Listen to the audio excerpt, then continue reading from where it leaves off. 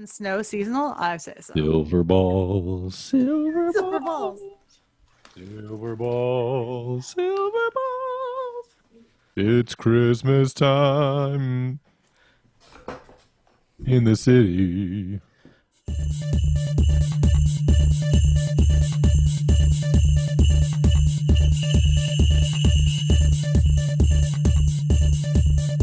Welcome to Staff Picks. This is a companion to the Learning to Listen podcast, so make sure you check that out. Learning to Listen, you can find that at L2L Pod, but this is all about our recommendations, and it's our first one, so we're just trying it out. So if you like what you see, you hear, like and subscribe. Because it is the season, we're doing Christmas. We're rocking our Christmas apparel. Oh, Charlie, I see you're in a sweater over there. What you got going on? this is my Lebowski Christmas sweater. The dude abides. The dude abides. Naomi, Bowling pins on it. Naomi's got a little Mrs. Claus going on. I'm hanging out at the Silver Balls down by the White Mud. The Talus Dome. It has a Very name. festive. Very It festive. has a name. Actually, mine's a little more. Hold on. It says Ba Humpug. I don't have a pug or anything. I don't know why I have this sweater. But so since this is the Christmas episode and our very first one, I wanted to get into what our albums were when we were kids. What were the album? Everybody has one, right? Like that one that you still go back to your parents' house and you can't help but go, it's not Christmas if we don't put it on, right, guys? Right, guys? So I was going to go around the table and ask everybody. So let's start with Charlie. What was your Christmas album? My childhood pick would be John Denver and the Muppets, A Christmas Together.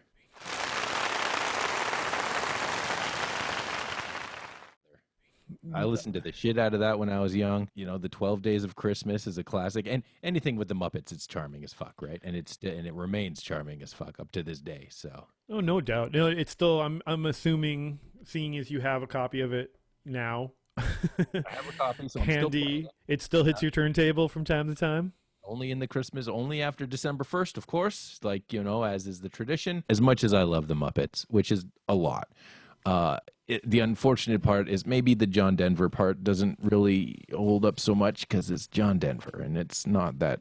It's I have a hard time still listening to John Denver kind of stuff. But Yeah, I'm with you, man. I don't know. I know a lot of people have a real soft spot for John Denver, but yeah, I've never been a big John Denver guy. not my favorite. But Hey, it's the bread and butter. overwhelming amount of Muppetry on the album. Maybe the album could have used a couple more bangers, a little bit more rocking around the Christmas tree with the Electric Mayhem, but, it still definitely holds up as a Christmas classic and brings me all the warm fuzzies. I imagine it's a lot of the Muppet versions of classic Christmas songs, right? Yeah, in a lot of ways, yeah. Yeah, which Some- is just fun in itself. Some weird ones that you expect that John Denver picked. When him and the Muppets were sitting around a giant table, like Alfie the Christmas Tree, Carol for a Christmas Tree, things that, where the river meets the sea, not necessarily the biggest door-to-door caroling bangers, right? Does it hold up? Like you were saying, maybe it's a little too much John Denver and not enough Muppets, or The Muppet parts hold up. you suffer through the John Denver. But you know what? I would say for most people are going to be on board with John Denver, right? I think so. Yeah. So if you're a John Denver fan and a Muppets fan, Naomi, what was your childhood family? The interesting thing about that is because of the fact that I was raised in a super strict Christian family, pastors for grandparents and such. It wasn't so much an album that was played, but there was a lot of my papa playing the piano and we'd be singing Christmas songs and hymns together. And that's kind of how I got my footing into all the Christmas music that I still enjoy to this day. I'm a big fan of the hymns because they make really interesting chord choices in hymns. Hymns have beautiful melodies. A lot of the Christmas music I gravitate towards is hymn based because of that reason. I could go ahead and say it was something like the Charlie Brown Christmas album because that's classic for all. If you watch, I thought it was going to be like Boney M or something, to be honest, but no, I've never actually listened to that. I've heard it. I've heard the. It's very religious. It's a very religious Christmas I've album. heard the Feliz Navidad and all of that. I'm going to go cheesy because That's who I am. What is it? It's What just is kinda it? like a lead up to like when I actually picked my own album, and that would have been New Kids on the Block. I thought you'd pick that. Merry Merry Christmas.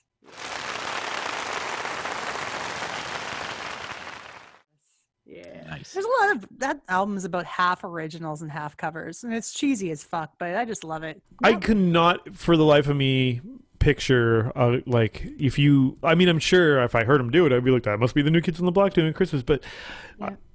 weirdly enough, as many babysitters as I would have had at the time rocking New Kids on the Block, I don't think anyone ever brought the Christmas album over. There was one song on it that was kind of like for all seasons, but it was the only single on the album called "This One's for the Children." And then the rest of them was just, yeah, here's chestnuts roasting on an open fire. Or if you feel a little funky, they kind of do like their own kind of like Christmas and Hollis deal when they try to do funky Christmas, which is real fun. Oh my A god! bunch of white boys being fun. So yeah, trying to be hip hop and all. But you know what? They love it, and it was good, and I really enjoyed it. That's my first Christmas pick. No, you know what? That's great though. Like, is it one that you would still put on now, or do you still put on now? I would, because it's still fun to sing along with. You know, would I put it on with the family over? They'd probably make fun of me. And remember, own it. That's No right. guilty pleasures. That's right. Just own it. No, just own it. No, you don't have to feel guilty about anything. There's no guilt Yeah. here. You like what you Yeah. like, even if it's shit. Yeah. Just kidding. My turn to share. We had this on cassette, and it got played over and over and over again at our Christmases. Mostly, if I'm being honest, we probably fast forwarded to maybe 2 songs that we wanted to play over and over again, but that also meant that, we would end up listening to the whole album as well. But mine would be Once Upon a Christmas. Yeah, it is. Yes, I was hoping you'd say that. Yes, Kenny and Dolly.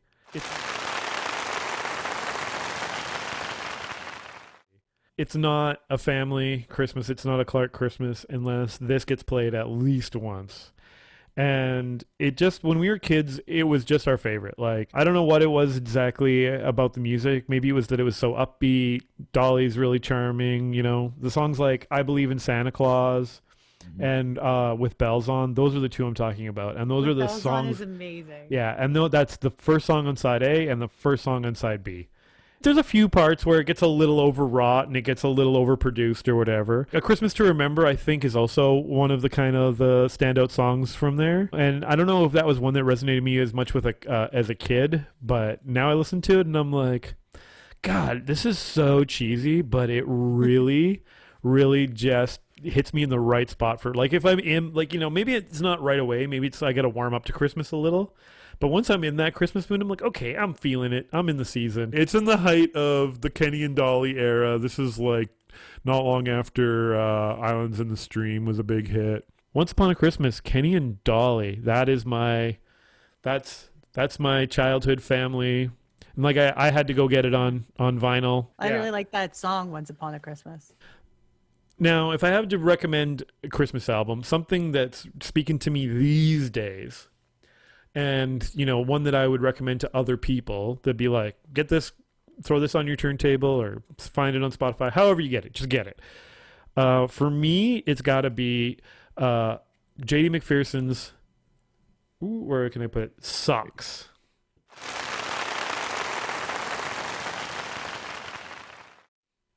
Oh. That's a good This is a fun album. Now, J.D. McPherson is an artist who, early in his career, was known mostly for kind of doing a retro kind of rockabilly sound. But he's expanded from that recently, but he brings a lot of that cool like 50s and 60s rock and roll sound to this album. So if you're somebody who likes that, maybe if you like Brian Setzer, the Stray Cats, that sort of stuff, or if you kind of like a lot of those kind of jazzier Christmas albums from then you're really going to dig this album. It's a fun album, not only because it's Christmassy, but the theme of the album is mostly, it's kind of aimed, like it's a family album too. You can put this on the family. It's fun for kids. Like the songs on here are a lot of songs about Santa. I think they're all originals. So you can throw this on to really break up the monotony of hearing all the same old Christmas songs over and over again. It's songs about like trying to get, Santa fat for Christmas and how he's got to go around the world and eat all the best food around the world. There's a duet with this woman, Lucy Sylvia's, called Claus versus Claus, where it's like Mrs. Claus doesn't feel appreciated hanging out in the North Pole and not getting any credit, for helping Santa get Christmas done every year. It's just fun. There's a song called Ugly Sweater Blues. The song the album is named after is about a kid being disappointed to get socks for Christmas, and you can see the kid's on the album there, and he's nonplussed about getting lousy socks for Christmas. So it's fun. The copy I have is it comes with this nice like booklet illustrated with all the lyrics, so you can sing along. It's a really cool record. It looks like a Dr. Seuss type of Yeah, totally. cool booklet. Yeah, it's got this kind of throwbacky illustration style. I'm not sure who does the illustrations, but yeah, all original songs. And Hey, Carol, Candy, and Joy is about how it's fun to spend a holiday with Holly, Carol, Candy, and Joy, which could be Candy, Carols, and Joy, or they could be girls. I don't know. Anyway, I highly recommend it. It's a great, fun record. The kids will love it, and the family will love it. And there you go. Naomi, what do you recommend? I've noticed that a lot of the songs I've listened to for Christmas over the last few years have more so been singles than actual full albums by artists. But in saying that, there's some artists that have made several Christmas albums to the point where I can't even tell you how many they have. I was going to go with Jingle Cats just to fuck you up. No. I would go with actually the Pentatonics.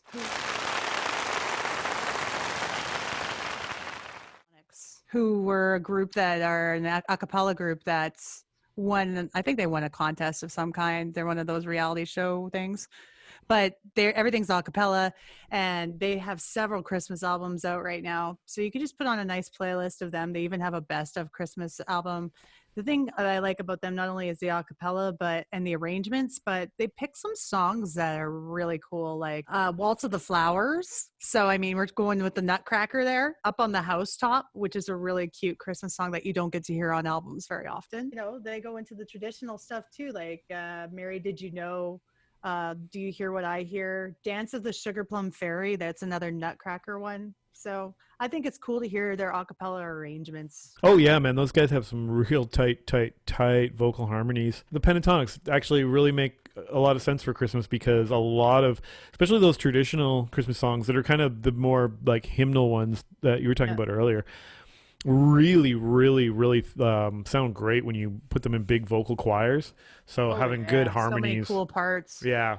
Lots of interesting parts for voices. So yeah. They also do a lot of duets with some current artists too, like or mashups. Like they mashed up Winter Wonderland with Don't Worry, Be Happy. And that's pretty fun. All right, Pentatonics from Naomi. Charlie, what's your recommendation? I'd like to throw in a Brian Setzer Christmas Rocks kind of album, right? Where it's got the big band. If you're going to do it, just go big and have the big band, have some guitar solos, have some fun. Let's say Brian Setzer Christmas Rocks.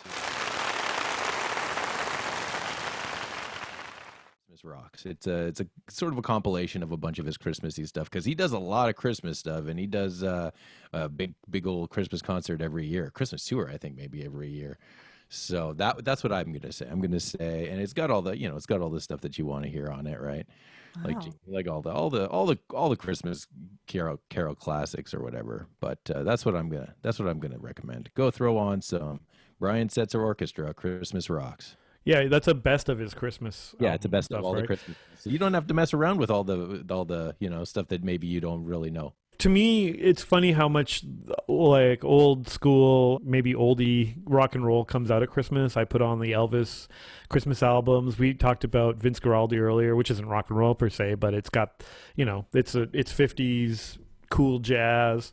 Maybe it's the nostalgia that's wrapped up in Christmas or whatever, but I do dig the kind of throwbacky sounds and albums and stuff like that for Christmas. My Christmas tree is covered in Elvis ornaments that they all play. Elvis songs and stuff. They're all Christmas songs, but to me, Elvis and Christmas are almost synonymous. My love for Elvis is similar to my love for Christmas. In fact, they're kind of one and the same. I indulge my love for Elvis more at Christmas than I do any other time of the year. Those are our picks. Charlie, you said Brian Setzer, Christmas Rocks. Naomi, you said Pentatonics. Did you say a specific record or Nah. just they have Pentatonics a in general? bunch. Throw I 'em feel out. like those guys thrive at Christmas. Like when I hear Oh. them, it's always Christmas too. And my recommendation was J.D. McPherson's Socks. So that's staff picks. Like I said, this is a companion to the L2L podcast, so make sure you check that out. That is Learning to Listen. You can find that anywhere that you listen to podcasts. If you want to follow any one of us and see what we're up to, you can find Naomi at I Moan Backwards on Instagram. Charlie is Old Man Design. And I'm Saint Quinn. Saint_Quinn. You know, I have one of those lame underscores in there, but find Hey, so me, do I. follow me. Yeah, we all do. It's unfortunate. We're just old people. We didn't get onto Instagram in time. Sorry. All right. Staff picks, everybody. Yeah. See you next time.